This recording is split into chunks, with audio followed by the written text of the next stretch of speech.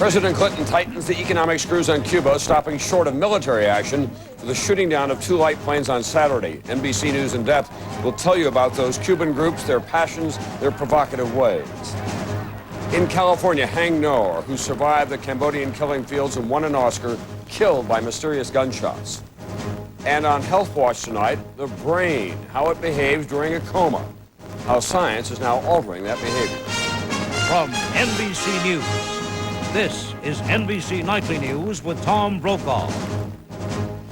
Good evening. President Clinton late today announced a series of moves against Cuba for the shooting down of 2 light planes. But he stopped well short of ordering any military action against Fidel Castro. Those planes from the Miami exile organization called Brothers to the Rescue were on a propaganda mission to Cuba, not for the first time, when they were shot down Saturday by Cuban MiGs. We have 2 reports tonight from Washington and also from Havana. We begin with NBC's Brian Williams at the White House. Condemning Cuba for killing civilian pilots, the president late today promised retaliation. We must be clear. This shooting of civilian aircraft out of the air was a flagrant violation of international law. It is wrong, and the United States will not tolerate it. All morning long, advisors arrived at the White House to go over the options. The president decided on U.S. retaliation, starting with the United Nations Security Council statement condemning the attack and compensation for the victims' families, restricting the movement of some Cubans, mostly diplomats, within the United States, suspending all commercial charter flights between the U.S. and Cuba, backing most provisions of a bill in Congress designed to seal off foreign investment in Cuba.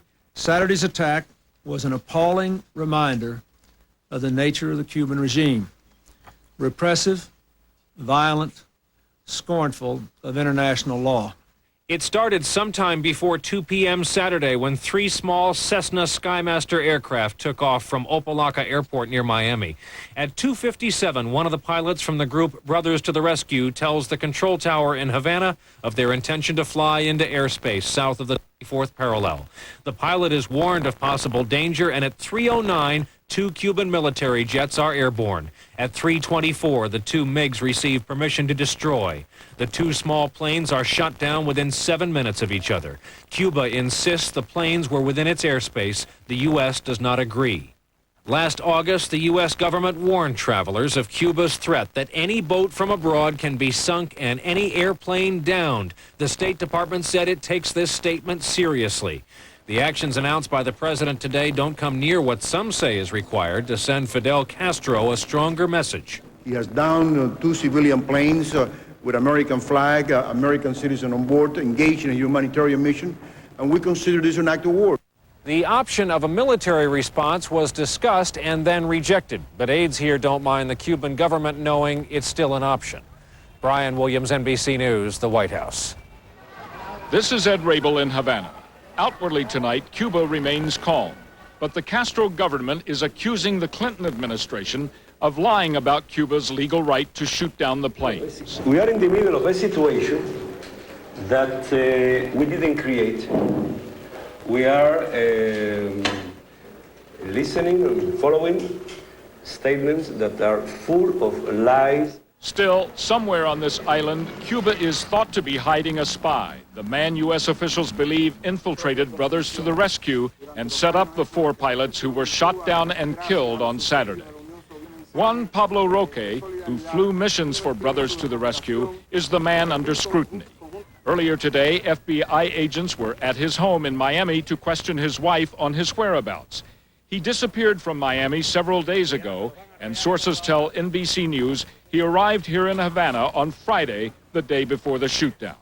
A former MiG pilot in the Cuban Air Force, Roque defected in 1992, swimming to the U.S. base at Guantanamo at the eastern end of the island to find asylum, ultimately in Miami.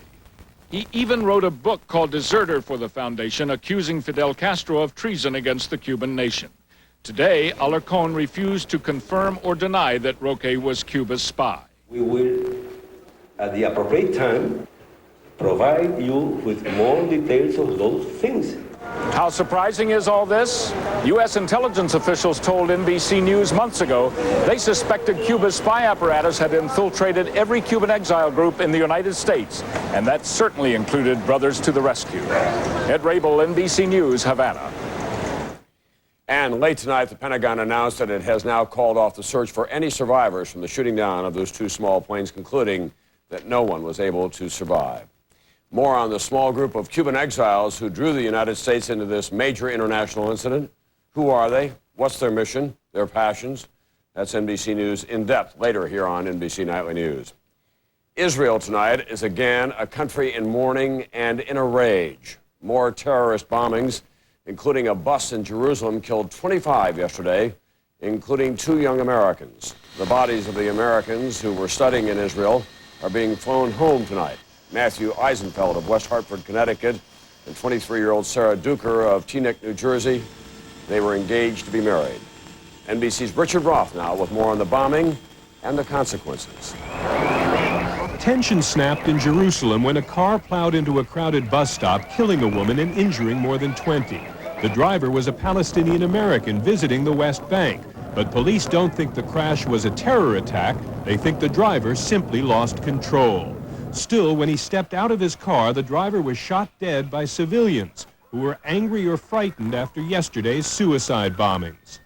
As funerals were held today, the renewed terrorism had Israelis wondering if the peace process is worth it. The aim of these talks was to stop the death of people, Israeli people, and we see that it doesn't help.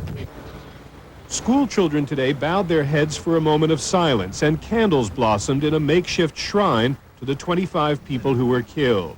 The government ordered a security clampdown, closing the borders with Gaza and the West Bank. But Israelis were asking if the bombings could have been prevented. They may have been foreshadowed last week on the West Bank, when a symbolic Israeli bus was the centerpiece of Palestinian scorn. Last month in Gaza, the symbolism was even starker. A stage play by Hamas about a suicide bombing that mocked the death of Jews. Hamas has never disavowed violence.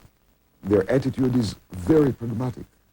Tonight, Israelis were in the streets questioning the peace process. Prime Minister Peres had just told Parliament his government's still committed to pursuing peace, but there's no question he's under new pressure now. An opinion poll since the bombings shows a sharp drop in his popular support, and elections here are just 3 months away. Richard Roth, NBC News, Tel Aviv. And in Britain tonight, there's stepped-up security as well for the royal family. Heavily armed troops replacing the familiar red-coated guards at Buckingham Palace. This after plans to attack the royal family reportedly were found in the home of the IRA guerrilla killed last week when the bomb that he was carrying exploded on a London bus. When NBC Nightly News continues tonight, a man who fought the bloody horrors in Cambodia murdered in Los Angeles. To die like this is ludicrous, and it is a very desperate indictment of the society within which it happened. Have the killing fields come here, and still to come tonight, adrift in space. What caused NASA's $400 million shuttle experiment to go so wrong? I must have ate a gallon of chili. You ate a herd of ribs. Well, the onion rings were greasy. My refried beans were heavy. Cheese fries. Garlic bread. My Lanta. My Lanta? Tums Ultra. Tums works fast to help knock out heartburn. And while my Lenta liquid has aluminum and magnesium. Tums Ultra has calcium. Something my body needs anyway. I like that. Your body? What about my body? You know what I hate? Pain. That's why I love Aspercreme. When I get mine on muscle aches, I just rub it in for fast relief that lasts for hours. And it's odor-free. Why live with pain? You're gonna love it. Aspercreme does not contain aspirin. Patty, I got the wrong cheese. Real Italian meals don't begin What were you thinking? without the Parmesan cheese that's always 100% Parmesan. No fillers. Kraft 100% grated Parmesan cheese. Now you can eat. I'm on the road 345 days out of the year. And luckily for me, everywhere I go, there's a mailboxes, etc. An office on the road, if you will. I drive a 27-foot-long hot dog on wheels. That's my company car. Mailboxes, etc. is our link to our corporate headquarters. This is the place to get all your mail, do lots of copies, and get all your faxes, and anytime you need to ship or receive something, that's where you go. Mailboxes, etc. It's not what we do, it's how we do it. I relish the service I get from MBE. And that's no baloney. In Los Angeles tonight, police are investigating the murder of Hang Noor. He is the Oscar-winning actor who, before coming to this country, survived torture in Cambodia's death camps, only now to be found dead outside of his California apartment this morning. NBC's George Lewis in Los Angeles tonight. The actor's body was found last night in an alley behind his apartment. Police said he had been shot twice in the upper torso and that robbery did not appear to be the motive. If the war keeps going like this, the future could be very bad. Dr. Hang Noor, who was a surgeon in Cambodia, gained fame in this country as an actor in the 1984 movie The Killing Fields. In it, he portrayed Dit Pran, a photographer for the New York Times who escaped from the brutal communist Khmer Rouge forces. The story closely paralleled Hang Noor's own escape from Cambodia. Today, the producer who discovered him was shocked at the news of his murder. For a man to survive what Hang survived and to live the life that he's lived and to do what he's done and given what he's given, for his life to end this way is ghastly. Hang Noor was active in helping his fellow Cambodian refugees and in speaking out against the communists in his homeland. Sources in the Los Angeles Cambodian community who refused to be interviewed on camera said they believe the killing could have been a political hit job, that the actor's social activism could have cost him his life. But police say they have no evidence of a political assassination so far. We haven't established anything like that. We have received lots of calls from people who are acquainted with the victim. Some of those friends and acquaintances showed up this afternoon to place flowers at the scene of the shooting, memorializing a man who survived the killing fields of Cambodia and used his international acclaim to denounce violence in his homeland, only to be gunned down in an American alley. George Lewis, NBC News, Los Angeles. In other news tonight, the two top officials of a secret spy agency were fired today for mismanagement, weeks after investigators discovered that they had squirreled away $1 billion in appropriated money in a secret agency account. None of this money was misspent, but the two were blamed for hurting the agency's credibility. Jeffrey Harris and Jimmy Hill ran the National Reconnaissance Office, which oversees spy satellites. It's an agency so secret, the government didn't even acknowledge it existed until 1992.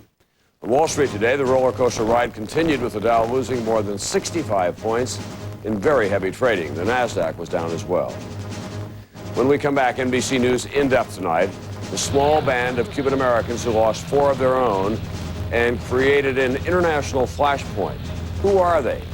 Humanitarians or purposely stirring tensions? We'll have answers tonight in depth. A sparkling ship on crystal waters is coming. Absolutely gorgeous. It was so much fun. The perfect lobster is coming. Our waiters, they would do